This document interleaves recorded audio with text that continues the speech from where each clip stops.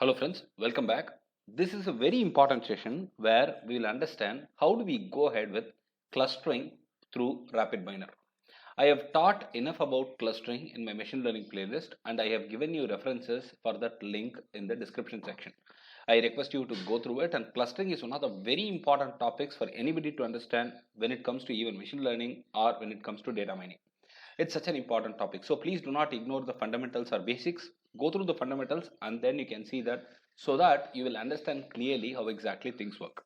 And here in this session, I'll give you a clear cut picture as in how do we take a data set, how do we use the clustering chances, clustering fields that are available with respect to RapidMiner, and what are the outcome, how do you infer something out of the outcome. It's most important, right? When you do an analysis, you will always get some numbers, but what do you infer out of the numbers is most important, and that's what we are going to see.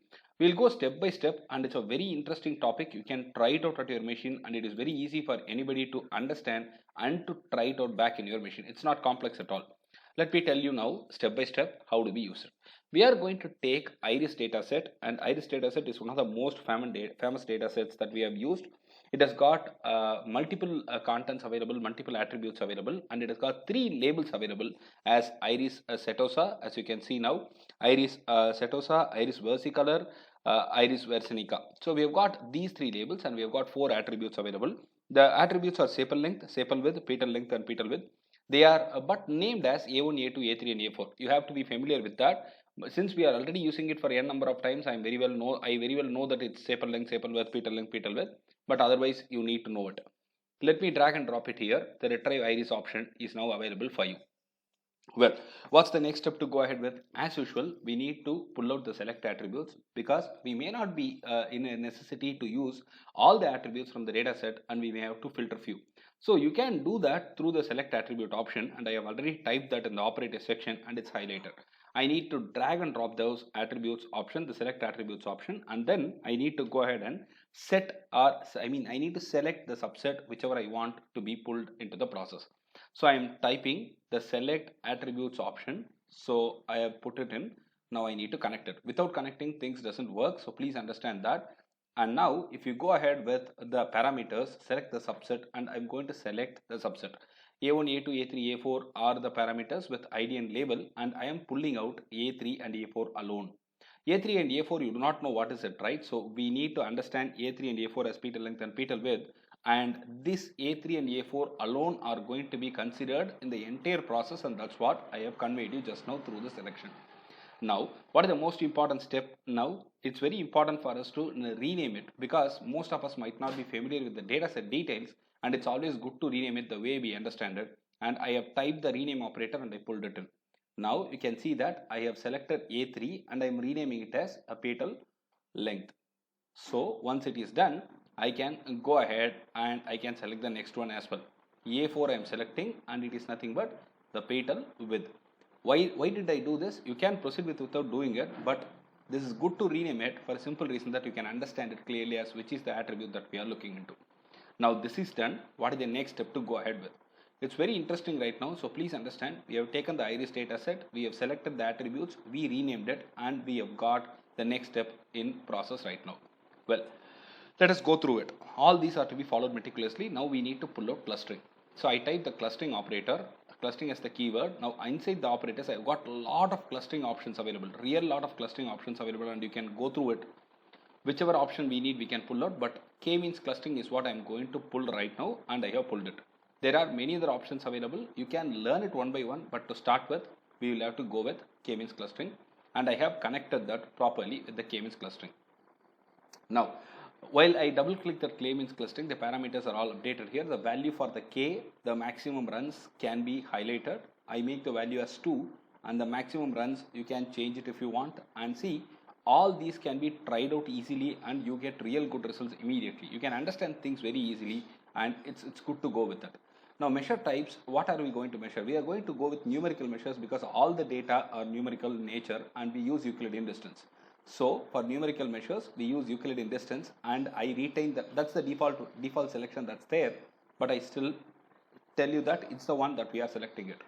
So we have connected that. Now I am going to connect. This is the most important part here. You can see that here the clustering has got multiple options which you need to look into. when you hover over it, you can see that we have got CLU options available. Now we are going to use it as well. Now, what are we going to call further? I'm going to go ahead with performance analysis. So I need to type performance, and inside performance, we have got multiple options again available. And in that, we need to go with cluster count performance, cluster distance performance, or cluster density performance, etc. So I'm going to take up the simplest of the options available here again. So I pull out the cluster distance performance. Now I can use the clustering options available. You can see that here the cluster model has to be connected appropriately. Similarly, the clustered data set, the clustered set has to be connected appropriately to the performance. If we do it wrongly, things may not work. Here, if you see this performance example set, this is performance cluster model. So I'll have to connect this cluster model appropriately with the cluster model of the performance. So the connection is to be established only after understanding what is what. Now similarly, this is clustering clustered set which has to be connected appropriately with the performance again. Inside the performance block, we had options. I am going to use them, and here you see that there is a change which is reflected. It is not A3 and A4 anymore, it is petal length and petal width. So we have made it very clear by renaming it, and that's what is reflected here for your quicker information. I repeat it. Now I need to connect appropriately the options available here. So I am going to do that right now. Please make sure that you connect it appropriately, otherwise it might not work fine. So I am now connecting with performance example set. The cluster set is connected to the example set, and it looks very nice right now. So you have connected it. Now what next is left out? So I can go ahead directly with the result from the rename section. So that's done. Also, I can now connect the performance to the result section. So you can see that here I'm connecting it, and then I can take up this as well, and I can go ahead with the result connection. I'm connecting it to the result. So similarly, I can go ahead with performance for the cluster model with the result.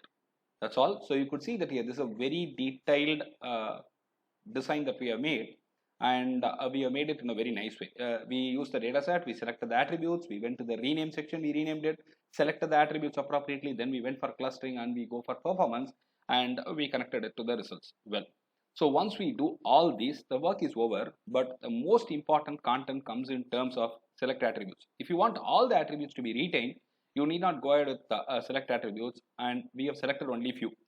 If you want everything, you can go ahead without select attributes as well, but we have filtered it. Now you can see that there is a tick mark found in everything. Now the results are available once I compiled it, once I run it. Cluster 0, 51 items, cluster 1, 99 items. Total number of items is 150. The inference is very clear. The cluster 0 has got 51, cluster 1 has got 99, and total number of items were also displayed. Now it is A3, A4 here. You can see that the labels are very clearly displayed, and I'm just going through, I'm just hovering through all the options available. Now you can see that it's clearly displayed as which cluster it belongs to. Cluster 0 or cluster 1, I can scroll it through a little bit for you to understand things better. So you could see that cluster 0 and cluster 1 are the clusters that we have already got, and they are grouped appropriately. When I go to the options available in terms of statistics, I could read more about it. You can see that petal length and petal width, what is the max value, what is the average value, what is the minimum value. All these details are nothing but the numbers which is going to give you some very good inference. So if you are taking a data set, make sure that you analyze this. The labels, the ID, the cluster, everything is available. Now coming to visualization, this is a very important content that I wanted to highlight. Let's select this. You can see that out here, the clear display of the clusters and the data set and the mapping to the appropriate thing has happened, mapping to the appropriate cluster has happened, and you could see that. So you can see that this is very nicely presented, and this helps you in getting the inference. The very clear inference in the scatter plot is what is obtained here, and you can hover around, you can find out. And we have got multiple options. Histogram is selected right now, and this helps. This is what we need to understand. This is what we need to go ahead with finally. It's just not implementation, it's just not designing a model. It's about understanding what can we infer out of this particular design. What can we get out of this design? You can see that now we have got another plot out here, scatter 3D plot out here, which can help us out in understanding content a little better. So try all these, and this is really very important. And when you come to the further options available, there is a folder view, and inside that you have got cluster 0 grouped with appropriate IDs. The cluster 1 is also grouped there, and then coming to the centroid table. This is very important again. Whenever you talk about clustering and k-means, the centroid plays a vital role. The cluster 0, the centroid values are given. The cluster 1 centroid values are given for petal length, petal width. And this calculation will help you. This table is called as the centroid table, and they have got the centroid calculation done here. Now, this is very important thing to be understood, so please go through this as well. And we have seen already quite a lot of content in this, so we need to go a little more. Probably next 1 or 1.5 minutes we'll be able to complete everything in this particular learning. So this centroid manually we calculated in our examples that we have dealt in machine learning, and now this system is getting us the facility to understand what exactly is the centroid values. So the point is very simple. Whatever design we have done, we can realize how exactly it works, what can be the output of it, what can be the inference out of it is what is most important. And do not forget it. Please go through and hover around all the opportunities, all the options that are available in this tool, so that you can understand how exactly the clustering has helped. You can choose a different clustering method as well and see how exactly the changes go ahead there. And we will do that also a little later. Now the graph option is available for us. You can see that there are 2 clusters and we can choose as balloon. We have multiple options, circle. So we have got just 2 clusters, 0 and 1. That's what is presented here in a graphical form. So overall, if you see, we have covered how exactly to design a very simple clustering stuff, and I have demonstrated you all those. So the description gives you the final result, which says that cluster 0 has got 51, cluster 1 has got 99 items, and overall we have got 150. We explored all the options that gave us the results in terms of number. I hope you like the content. In case you have any questions or suggestions on this, please go ahead and type it in the comment sections. I'll be happy to respond. Please try it out, and if you are finding it any difficult, you can let me know. All these options are really easy. Try it out and come back to me in case you have any difficulty. Thank you.